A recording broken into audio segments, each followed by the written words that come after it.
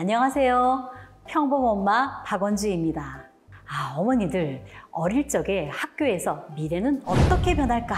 라는 주제로 그림도 그리고 글도 써보신 적 있으시죠? 앞으로 30년 후의 미래, 즉 2050년 우리나라가 어떻게 변해 있을까요? 특히 미래 에너지는 어떤 것일까요? 어휴, 그걸 어떻게 알아요? 라고 생각하시는 분들, 자, 지금부터 집중해 주세요.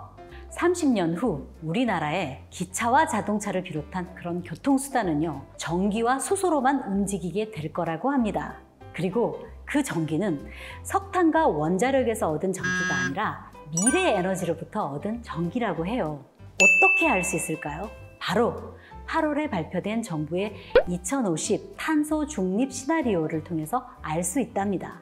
우리 인류는 지구온난화로 인해서 이상기후가 발생하고 생태계가 파괴되는 아주 심각한 위기와 직면하고 있는데요.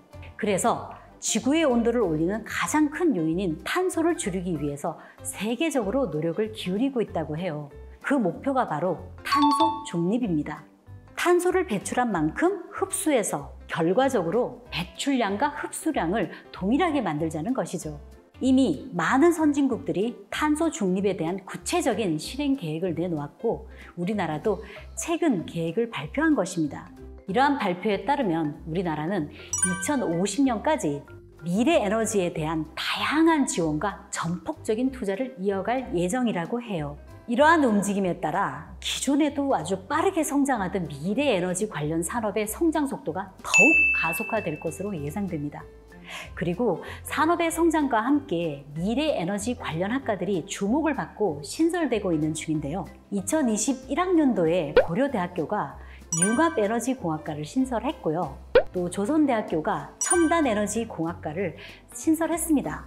2022학년도에는 서울과학기술대학교가 미래에너지 융합학과를 신설할 거라고 발표했습니다. 서울과학기술대학교는요, GS파워 및 한화에너지와 산학협력을 위한 업무 협약을 체결해서 인턴십, 산학 프로그램 등을 제공할 계획이라고 밝혔습니다.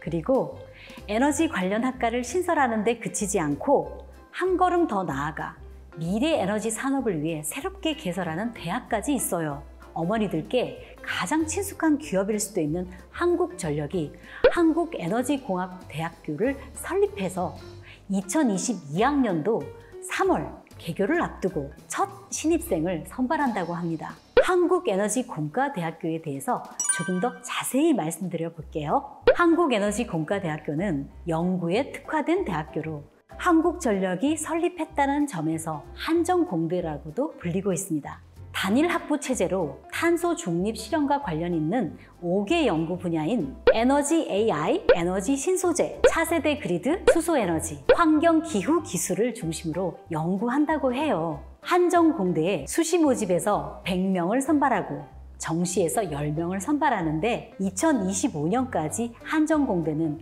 학부생 400명, 대학원생 600명 등 총 1000명을 선발하고 정원 외 외국인 학생도 300명 유치할 계획이라고 밝혔습니다. 한정공대는 에너지 분야 글로벌 10위 안에 드는 공과대학을 실현하겠다는 비전을 가지고 있어요. 특수대학이어서 수시 지원 횟수 6회 제한에 걸리지 않고 수시에서 다른 대학에 합격했어도 정시에서 이곳을 지원할 수 있다는 특징이 있습니다. 또한 재학생 전원에게 전액 장학금과 기숙사비, 생활경비를 지원하고 연구지원 장학금, 창업지원 장학금, 해외연수 장학금 등 다양한 장학제도도 준비되어 있다고 한데요. 이와 관련된 자세한 내용은 대학교 홈페이지를 확인해 주세요.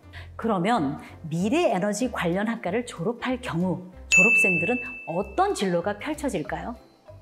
전공 학생들은 미래에너지 및 에너지와 관련된 모든 분야에 진출할 수 있는 가능성이 열립니다. 진출 분야로는 대학원에 진학해 연구를 지속하는 방향과 기업에 취업하는 방향으로 나눌 수 있는데요. 취업의 경우 에너지 산업 자체가 국내외를 막론하고 그리고 공공과 민간을 가리지 않고 대기업, 중견기업, 강소기업까지 골고루 분포되어 있어서 중앙정부의 에너지 관련 공공기관이나 지방정부의 지역에너지공사 등으로 진출할 수 있습니다.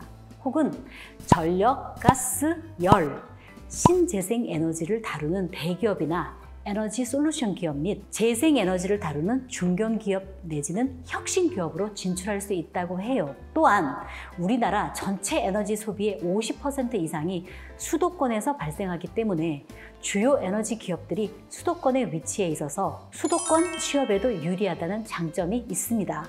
직무의 경우에도 바이오에너지 연구원, 신재생에너지 사업자, 에너지공정연구원, 에너지정책연구원, 전기화학연구원, 폐자원에너지연구원 등 다양한 직무 가능성 또한 열려 있습니다.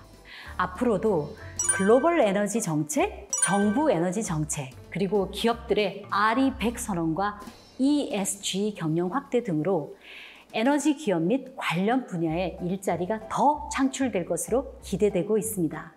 어떠세요? 미래 에너지 관련 학과가 정말 매력적으로 느껴지시나요? 그런데 어머니들, 특히 한국에너지공과대학교에 지원하실 경우 주의하셔야 될 점이 있습니다. 내년 3월을 기준으로 봤을 때 아직 대학교의 모든 시설이 준비된 상태가 아니라는 점이죠. 따라서 진학을 계획하고 계시다면 필요한 시설의 유무와 준공 일정을 학교에 문의해 보시고 자녀와 함께 학교에 직접 방문하시어 실제로 캠퍼스를 돌아보고 진학을 결정하시는 것이 바람직할 것으로 보입니다. 오늘 준비한 내용은 여기까지 마치겠습니다. 자녀분의 밝은 미래를 평범엄마가 응원합니다. 감사합니다.